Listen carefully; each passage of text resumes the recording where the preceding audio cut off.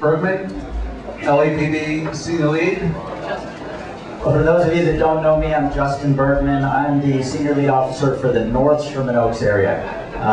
My partner in crime is George Aguilar for the where's my shirt? I'm the shirt. Come on, Jules. George Aguilar, he's for, for South Sherman Oaks. So if you guys don't know where you are, I'll be here for a while. I can show you my little map.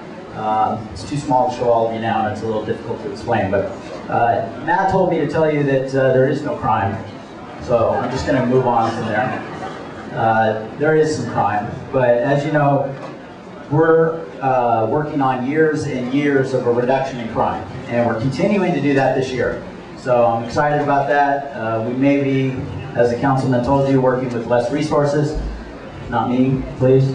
But we're still looking at good reductions, and I think we're going to be able to continue that. I won't bore you with the numbers, but everything is still good, and we'll keep working to the best of our ability. I want to let you know quickly about our neighborhood watch meeting. This is George and my meeting for Sherman Oaks. It is for our two prospective areas. There are other people in Sherman Oaks that aren't in our areas. You guys are all welcome to this meeting. If you just want to come to find out about starting your own meeting, if you're not in one of our areas, that's fine too. It's on Thursday, the 25th of February. It's the last Thursday of every month at the Sunkiss building, 7 o'clock. And we're there for an hour, and we talk about crime prevention and quality of life and things like that.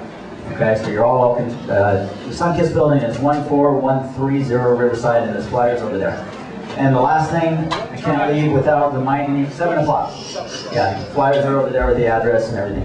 I can't leave without reminding you about our slogan, leave it, lose it. Still, #1 problem we have in the Valley, in Van Nuys, and in Sherman Oaks, people leaving things in their cars.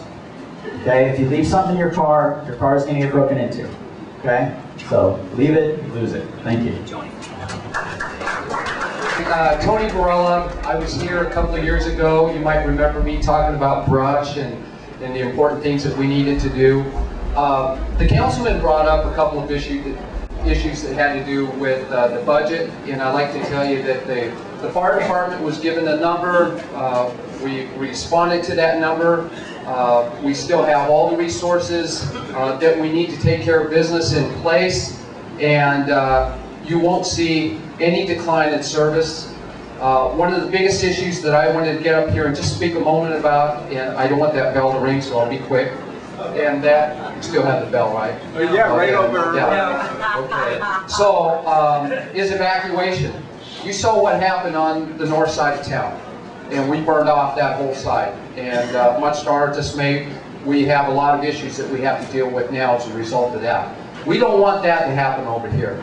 So we've been very robust in developing evacuation plans to make sure that we communicate in case something happens, egress and access routes for everybody. And what I'm going to do is work with your local chief to make sure that everybody has access and knows what the plan is. So I'll talk to Richard at another time, and we'll spend more time in front of you and talk about the brush, probably in the spring as it starts warming up. So I'm glad to be back, and you'll see me at all your meetings, and thanks. Mr. Mike, come on up. You're here representing the city attorney's office, correct? So we won't mention at the next meeting, one of your good friends is going to be here. A.J. Duffy. Anyone know A.J. Duffy? He heads up the teachers union. Is he a friend of ours? Because I'll listen to whatever you tell me. Is he a friend or is he a foe between you and me? Yes. Okay. He is as the flyer that flies over there for the next meeting, the question is the teachers union the solution or part of the problem? So it'll be an interesting meeting, but you're here representing the city attorney's office. What's happening in the Sherman Oaks area? Thanks, everybody. I'm Tamar Gallatin. I'm the neighborhood prosecutor who covers Sherman Oaks.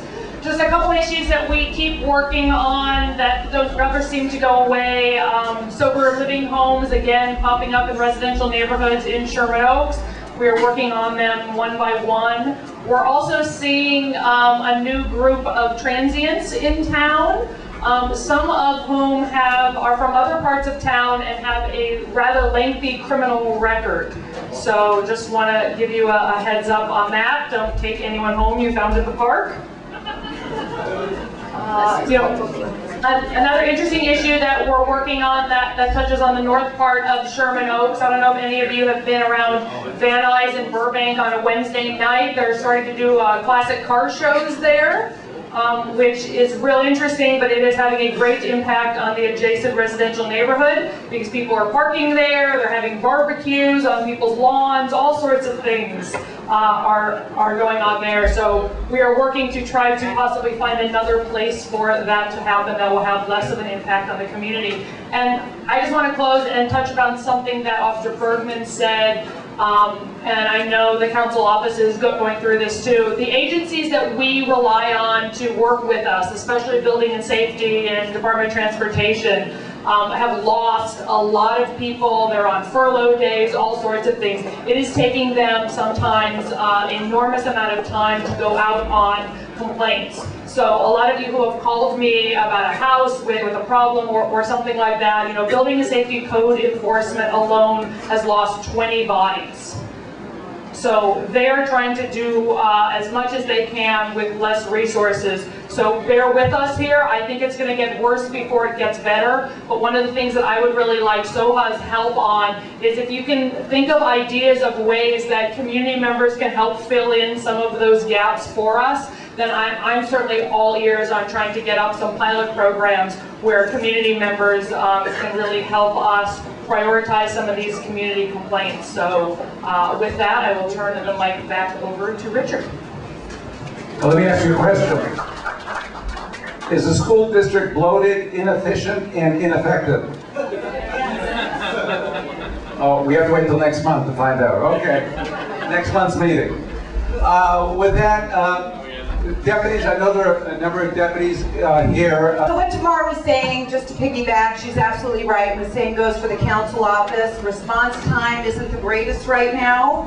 Although if you're having a problem getting through to any department, please do call the council office. We'll do our best. We do have some direct lines.